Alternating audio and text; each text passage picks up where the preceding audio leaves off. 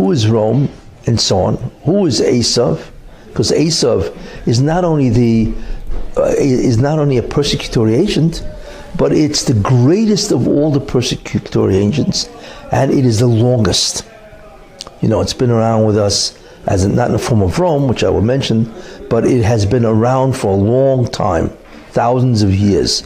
And therefore Esav is the greatest of the persecutory nations, and it is the longest. It all started, of course, with Esav. Esav became Edom, which is a nation. Edom became Rome.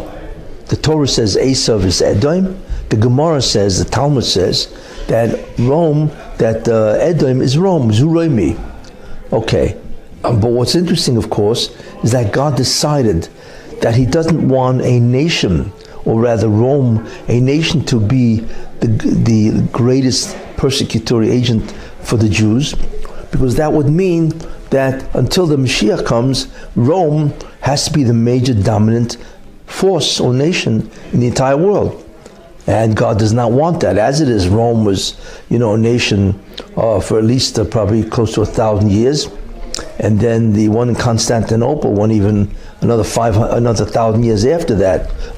So what God did, which is interesting, he changed the form of Esav.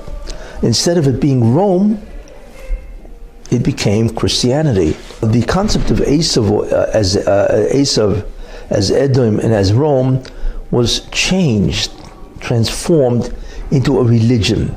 So therefore, any nation that has that religion can be considered Esav. See? So therefore, it's not one nation that is now 2,000 years or whatever, but it is a religion, and any nation that has that religion predominantly is called Esav. And that's what happened, you see.